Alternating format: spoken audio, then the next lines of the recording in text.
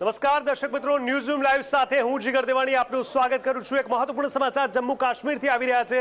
જમ્મુ કાશ્મીરમાં આતંકી ઘટના નોંધાઈ। જી હા, છેલ્લા ઘણા સમયથી અનેક પ્રકારની ક્યાંક ને ક્યાંક આ પ્રકારની ઘટનાઓ સામે આવતી જાય છે। ફરી એકવાર આ ઘટનાનું પુનરાવર્તન થયું છે।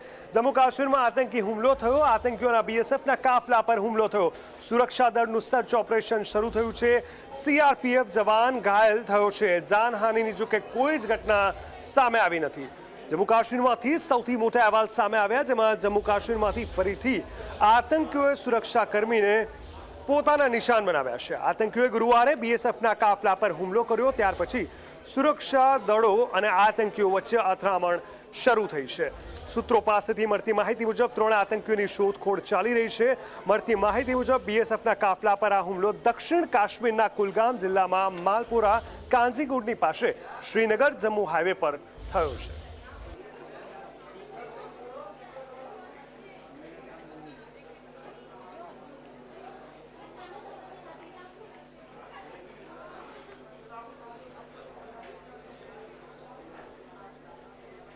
વડાપ્રધાન નરેન્દ્ર મોદીનો છેલ્લા ઘણા સમયથી આત્મનિર્ભરતા પર એક વિશેષ ફોકસ રહ્યું છે, ખાસ કરીને નારીઓને લઈને।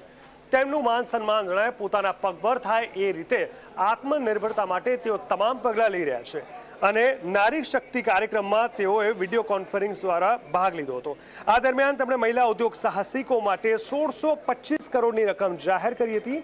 પીએમ મોદીએ દીનદયાળ અંત્યોદય યોજના, રાષ્ટ્રીય ગ્રામીણ આજીવિકા મિશન સાથે સંકળાયેલા મહિલા સ્વસહાય જૂથોની મહિલા સભ્યો સાથે વાતચીત કરી અને પછી દેશને સંબોધન કર્યું હતું।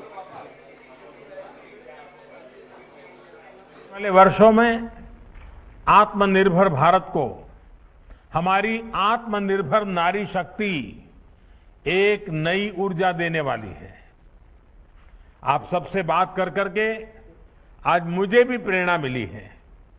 आज के इस कार्यक्रम में उपस्थित केंद्रीय मंत्रिमंडल के मेरे सहयोगी गण, राजस्थान के आदरणीय मुख्यमंत्री जी, राज्य सरकारों के मंत्रीगण, सांसद विधायक साथी, जिला परिषद के चेयरमैन और सदस्यगण, देश की करीब करीब 3 लाख लोकेशन से जुड़ी सेल्फ हेल्प ग्रुप की करोड़ों बहनें और बेटियां, अन्य सभी महानुभाव, भाई और बहनों, अभी जब मैं स्वयं सहायता समूहों से जुड़ी बहनों से बातचीत कर रहा था तो उनका आत्मविश्वास मैं अनुभव करता था। आपने भी देखा होगा उनके अंदर आगे बढ़ने की ललक कैसी है, कुछ करने का जज्बा कैसा है, ये वाकई हम सबके लिए प्रेरक है। રાજ્યસભામાં હોબાળાની ઘટના આજે સામે આવી છે। આપને બતાવી દઈએ, ગૃહની અંદર સાંસદો અને માર્શલ વચ્ચે મારામારીના દ્રશ્યો સર્જાયા હતા। સતત વિપક્ષ પ્રહાર કર્યું છે સરકાર પર અને કોઈને કોઈ રીતે મામલો આ ગરમાતો જતો જોવા મળી રહ્યો છે। ચોમાસુ સત્ર દરમિયાન રાજ્યસભામાં બુધવારે થયેલા હોબાળા અને ધક્કામુક્કી મુદ્દે વિવાદ વધી રહ્યો છે।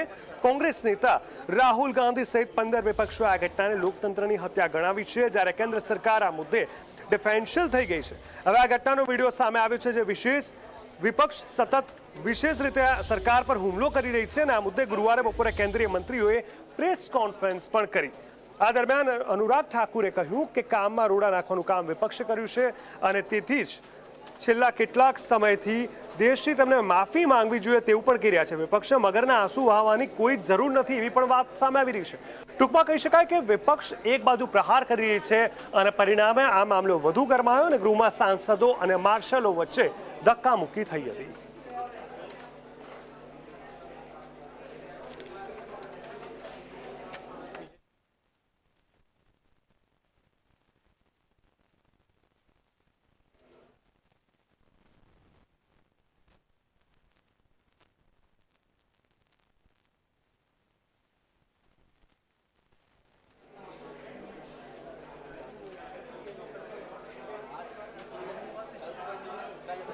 વિપક્ષ સરકાર પર જે પણ આક્ષેપો કરે, પરંતુ સરકારની વાત કરવામાં આવે તો તેમના આક્ષેપ પર સરકારે પણ પ્રહાર કર્યા છે અને ક્યાંક ને ક્યાંક તેમને ફગાવી દેવામાં આવ્યા છે.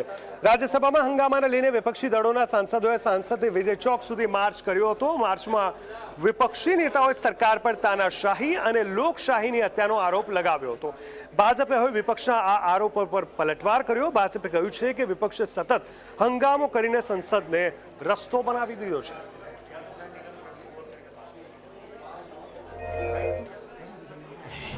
जिस प्रकार का व्यवहार आज कांग्रेस पार्टी और कुछ और ऑपोजिशन पार्टी सड़क पर उतरकर कर रही हैं, एक बात तो स्पष्ट है, सदन के अंदर जिस प्रकार संसद को सड़क बनाने की चेष्टा की गई, जिस प्रकार अराजकता संसद के अंदर इन ऑपोजिशन पार्टीज ने और खास करके राहुल गांधी जी के नेतृत्व में कांग्रेस पार्टी ने दिखाया है, पूरा देश शर्मसार हुआ है, लोकतंत्र शर्मसार हुआ है.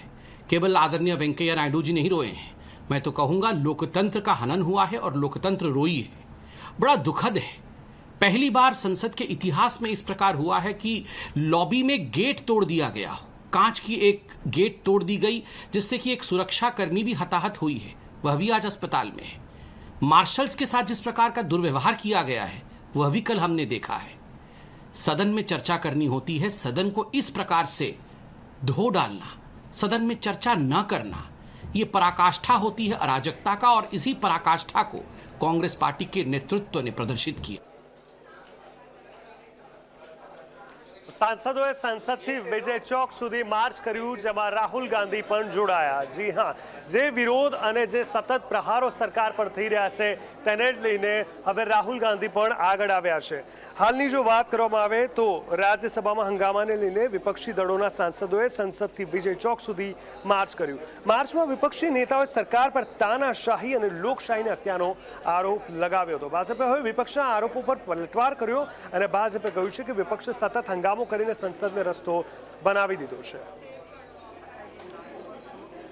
તો હાલ કોંગ્રેસના પૂર્વ અધ્યક્ષ રાહુલ ગાંધી પણ આ માર્ચમાં જોડાયા. આ દરમિયાન રાહુલ ગાંધીએ સરકાર પર આરોપ લગાવ્યો કે વિપક્ષે સંસદમાં બોલવાની મંજૂરી નથી, આ લોકશાહીની હત્યા છે. ગુરુવારે વહેલી સવારે રાજ્યસભામાં વિપક્ષના નેતા મલ્લિકાર્જુન ખડગેના કાર્યાલયમાં વિપક્ષી દળોના નેતાઓએ આ અંગે બેઠક પણ કરી હતી. Raise the issue of farmers outside Parliament because we cannot raise it inside Parliament. We raise the issue of price rise outside Parliament because we could not raise it inside Parliament. And today we have come here to speak to you because we are not allowed to speak inside Parliament. This is nothing short of the murder of the democracy of this country. I'd also like my friends from other parties to make their comments. જે રીતે અત્યારે August મહિનો ચાલી રહ્યો છે, આજથી 4 વર્ષ પહેલાનો ઓગસ્ટ મહિનો ગુજરાત ક્યારેય નહીં ભૂલી શકે અને તેના કેન્દ્ર બિંદુ બનેલા હાર્દિક પટેલ સુરતની મુલાકાતે આવ્યા છે, જ્યાં તેમણે સરકાર પર પ્રહાર કર્યા.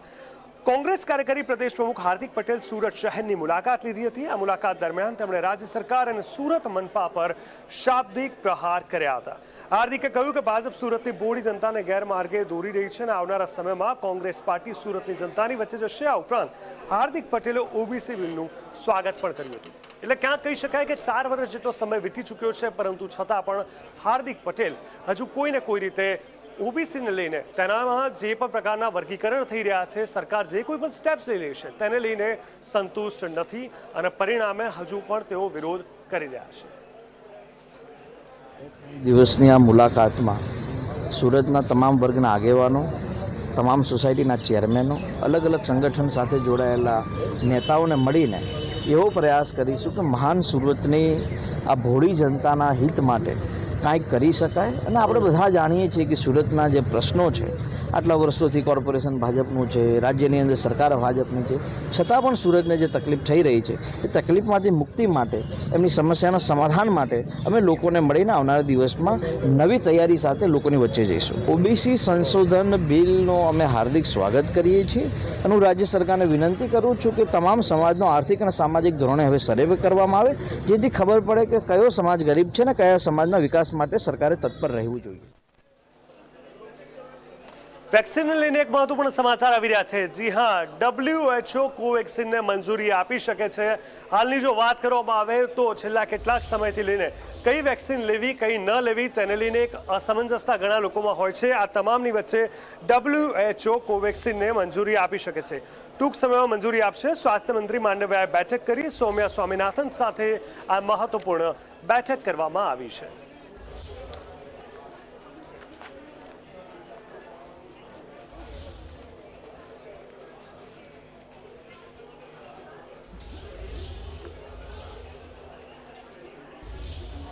વાત કરીએ તો પાણી હંમેશા આપણે કહેતા હોય છે જળ એ જ જીવન, પરંતુ ગુજરાતમાં વરસાદની ઘટ અને પરિણામે ક્યાંક ને ક્યાંક આગળના સમયમાં મુશ્કેલી સર્જાઈ શકે તેમ છે।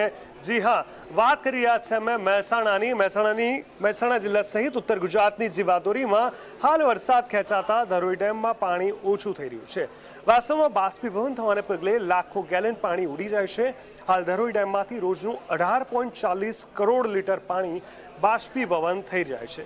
ઉત્તર ગુજરાતની અંદાજે 14.50 લાખ પ્રજાને રોજનું આ ડેમમાંથી 25 કરોડ લીટર પાણી પીવા મળી રહ્યું છે।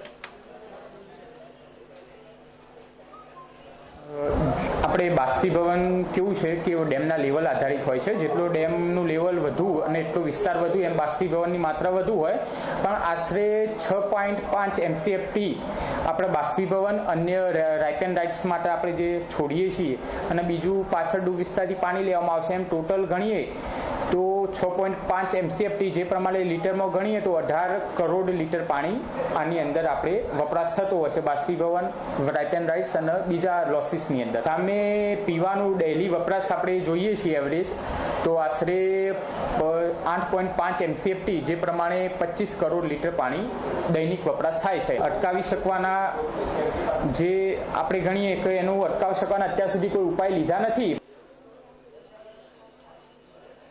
ગુજકોમસાલ અને NCUIના ચેરમેન દિલીપ સંઘાણીએ ખેડૂતો સાથે પરિસંવાદ કર્યો। જી હા, ખેડૂતો માટે ખૂબ જરૂરી છે કે તેમની વાચા યોગ્ય જગ્યાએ, યોગ્ય સ્થળે, યોગ્ય સમયે પહોંચતી રહે। આપણે જણાવી દઈએ, નવસારી કૃષિ યુનિવર્સિટી ખાતે ખરીફ પાક પરિસંવાદનું આયોજન કરવામાં આવ્યું હતું અને દિલીપ સંઘાણી તેમાં હાજર રહ્યા હતા। ખેડૂતો સાથેનો આ પરિસંવાદ હતો તેમનો। ગુજકોમસાલ દ્વારા નોવેલ ખાતે કેળાના થડમાંથી બનતી કાગળ, કપડાં અને અન્ય ખાદ્ય પદાર્થો બનાવતી મશીનરીઓની ખરીદી કરશે, જેથી કેળાના થડમાંથી ખેડૂતો વધુ આવક મેળવી પોતાની આવકમાં વધારો કરી શકે તેવું વિશેષ પ્રકારનું આયોજન કરવામાં આવ્યું છે। એનો જે કાર્યક્રમ છે જે ખેડૂતોને આપણા જૈવિક ખાતરનું વિશે અને આપણે જે ઓર્ગેનિક ખેતી કરવાનું એ હિસાબે એ લોકોએ સમજણ આપવા માટે અમને આજે અહીંયા બોલાવ્યા છે। તો અમને એમણે જે માર્ગદર્શન અમને જે પૂરું પાડ્યું તે બદલ અમારી ખેતીમાં બી પરિવર્તન થશે, પ્લસ અમે આજ સુધી વાપરતા બી છીએ અને હજી બી વાપરીશું બી। સાથેનો પરિસંવાદ રાખવામાં આવ્યો છે અને એ કાર્યક્રમમાં આજે હું નવસારી આવ્યો છું। પરંતુ જ્યારે હું કૃષિ મંત્રી હતો ત્યારે અલગ અલગ ક્ષેત્રમાં ખેડૂતોને માટેની મુશ્કેલીઓની જે ફરિયાદો હતી એમાં એક ખાસ ફરિયાદ હતી કેળાના થડની। કેળા લીધા પછી એના થડનો નિકાલ કરવામાં ખેડૂતોને ખૂબ મુશ્કેલીઓ ઊભી થતી। માનનીય વડાપ્રધાન આજના એ દિવસે મુખ્યમંત્રી હતા ગુજરાતમાં અને ત્યારે દેસાઈની જવાબદારી સોંપ્યા પછી કેળાના થડનો ઉપયોગ ખેડૂતોની આવક વધારવામાં કેવી રીતે થઈ શકે એ અંગે સંશોધનો થયા અને આજે એ ખૂબ સફળતાપૂર્વક આગળ વધી રહ્યા છે। ગુજરાત આમ તો વિકાસના મોડેલ તરીકે જાણીતું છે, પરંતુ આપણે બતાવી દઈએ કે ગામડાઓમાં હજુ પણ અમુક ઘટનાઓ એવી થઈ રહી છે જે કદાચ આપણને વિકાસના નામે શરમમાં મૂકી દે તો નવાય નહીં। છોટાઉદેપુર તાલુકાના વનાર ગામે કાચા રસ્તાના કારણે 108ની સુવિધા સગર્ભાના ઘર સુધી પહોંચી શકી નહોતી, જેને લીધે પરિવારજનો ઘરે જ પ્રસૂતિ કરાવવા મજબૂર થયા હતા। અસહ્ય પીડા હોવા છતાં સગર્ભાએ આશરે 1.5 કિલોમીટર ચાલીને 108 સુધી પહોંચવું પડ્યું હતું। હાલમાં નવજાત શિશુ અને માતાની હાલત સ્થિર છે।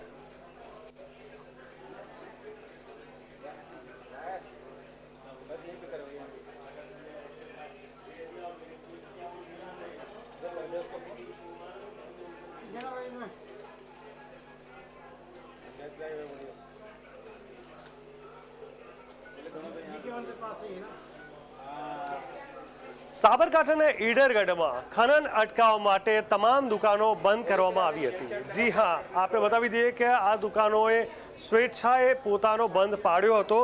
ઈડરગઢ બચાવવા માટે વેપારીઓ દુકાનો બંધ રાખી હતી। ઈડર માર્કેટયાર્ડ બાર એસોસિએશન સહિત જિલ્લાના નાના મોટા સંગઠનો પણ સમર્થનમાં જોડાયા હતા।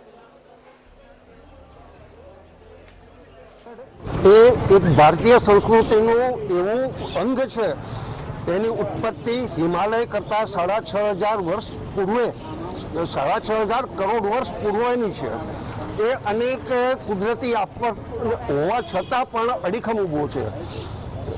ઈડરગઢના અસ્તિત્વ સામે આ ખનન પરમિશન લઈ અને જે મિત્રો આર્થિક ઉપાર્જન કરી રહ્યા છે એ લોકોને મારી નમ્ર વિનંતી છે, તમે આપણી આવનારી પેઢી સાથે આ છેડછાડ કરવાનું બંધ કરો। જો પ્રકૃતિથી છેડછાડ કરશું તો આવનારો સમય છે કેદારનાથ અને ઋષિકેશમાં જે હોનારત થઈ કુદરત સાથેની છેડછાડનું, એના માટે આપણે જવાબદાર હતા। જો ઈડરગઢ સાથે અને અરવલ્લીની ગિરિકંદરાઓ સાથે આ રીતની છેડછાડ કરવામાં આવશે તો આવનાર પેઢીના અસ્તિત્વ સામે મોટામાં મોટો ખતરો છે। આપણે ઈડરની નહીં પણ ભારતની અસ્મિતા છે એમ કહું તો ચાલે। અને આ ઐતિહાસિક ધરોહરને બચાવવી જોઈએ, કારણ કે આખા નગરની લાગણીઓ આ ગઢ સાથે જોડાયેલી છે। આ ગઢ કંઈ જૂનો પુરાણો છે, એના ઉપર જૈન મંદિરો છે, રાજમહેલ છે, બીજા બધા સ્મારકો આવેલા છે, અને દરરોજ ઘણા તો દરરોજ સવારથી દર્શન કરવા પણ ગઢ ઉપર જાય છે। આ ગઢ જો નિકંદન થશે તો ઈડરની કોઈ અસ્તિત્વ ઈડરનું રહેશે નહીં। સ્વયંભૂ બંધ છે અને આજે આખું ઈડર સ્વયંભૂ બંધ છે।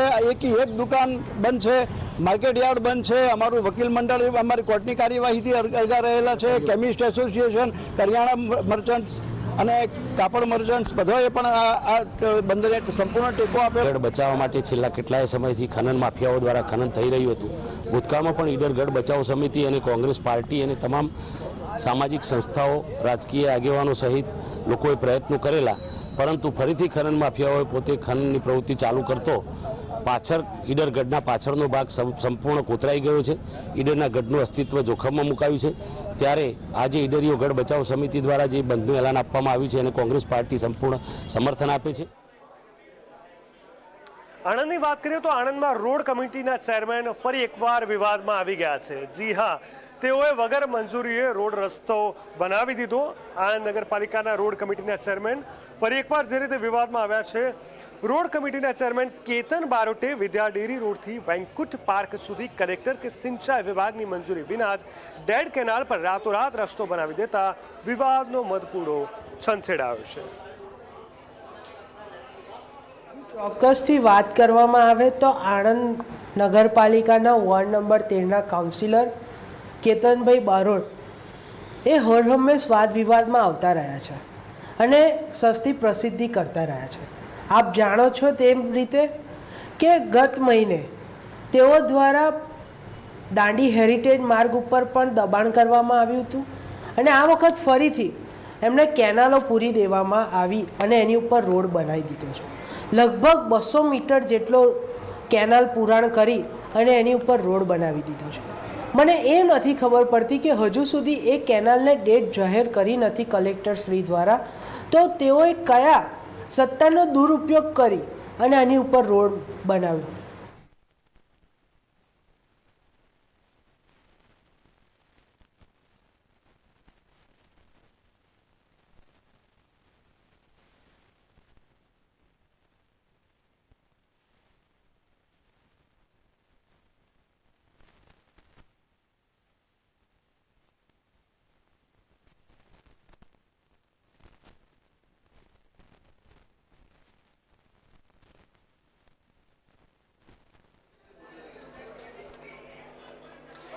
છેલ્લા 1.5 વર્ષથી લોકડાઉન નામનો શબ્દ ઘણા બધાને મુશ્કેલીમાં મૂકી ચૂક્યો છે।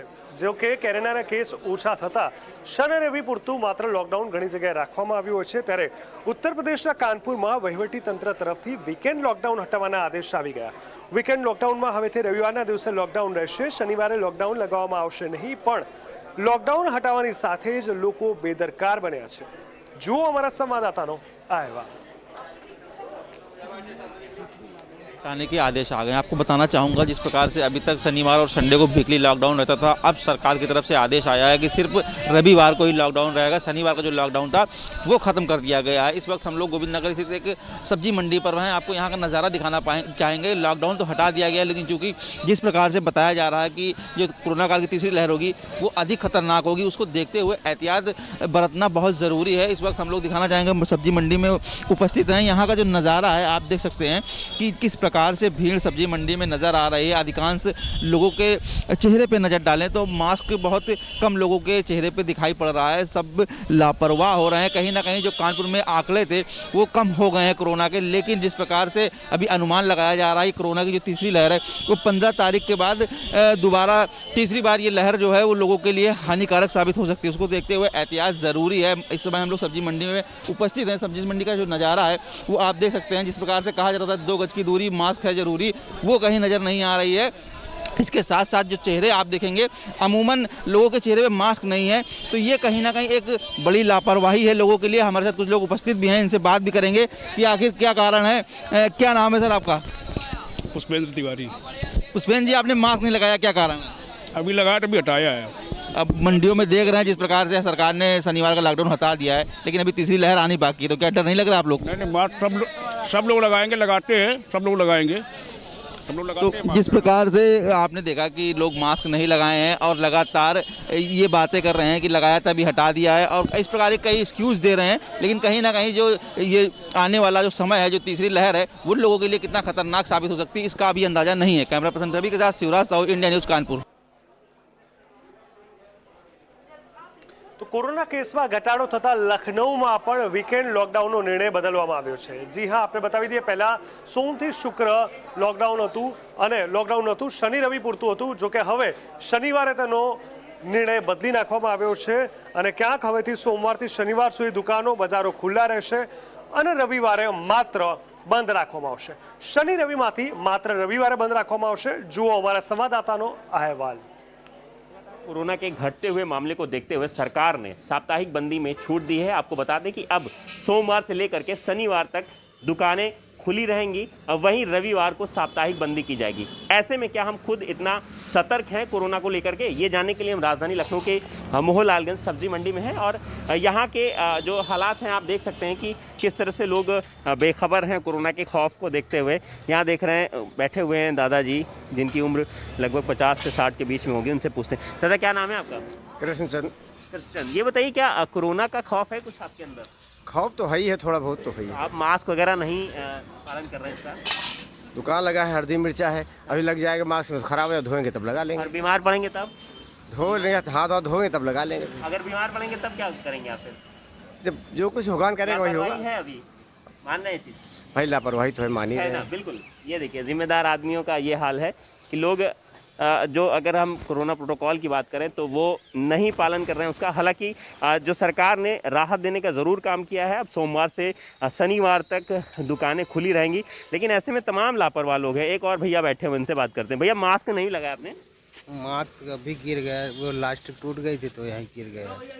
लोगों के पास बहाने भी बहुत हैं। दुकानदार लोग भी हैं जो दुकानें लगा के बैठे हैं, इनको ज़्यादा जिम्मेदार होना चाहिए, लेकिन आप देख रहे हैं कि कितनी लापरवाही यहाँ पर दिख रही है। भैया मास्क नहीं लगाया आपने? अरे रोज तो लगाई था, जाए तो नहीं लगाए आज ही, क्योंकि हम आए इसलिए मास्क नहीं लगा। लेकिन इस हंसी के पीछे कहीं ना कहीं आपको स्वास्थ्य का खतरा हो सकता है। ऐसे तो मास्क लगाओ, ऐसे सांस फूले लगा मास्क लगा लो तो। अभी भी लोग बेखबर हैं, समझ नहीं पा रहे हैं कि आखिर जो खतरा है वो अभी टला नहीं है। मैडम है, उनसे बात करें। मैडम क्या नाम है आपका? चलनी। कोरोना का खतरा अभी है कि नहीं, आप मान रहे हैं इस चीज़ को? जी। तो इसका प्रोटोकॉल का पालन करना किसकी जिम्मेदारी है?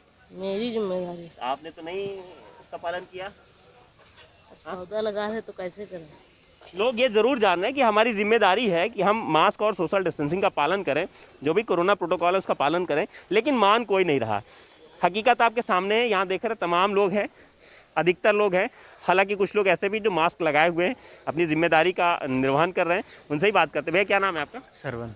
सरवन, ये बताइए कि अभी क्या लग रहा है आपको, कोरोना का है खतरा देश में? देखो खतरा तो है ही। कितना हमें सतर्क रहने की जरूरत है? सतर्क तो रहना ही पड़ेगा हमको। रहना ही पड़ेगा। किस तरह से? मास्क लगा के रहना पड़ेगा 17 मास्क और सोशल डिस्टेंसिंग का हाँ। पालन करके, बिल्कुल। लेकिन जो लापरवाह लोग हैं उनके लिए क्या कहेंगे आप?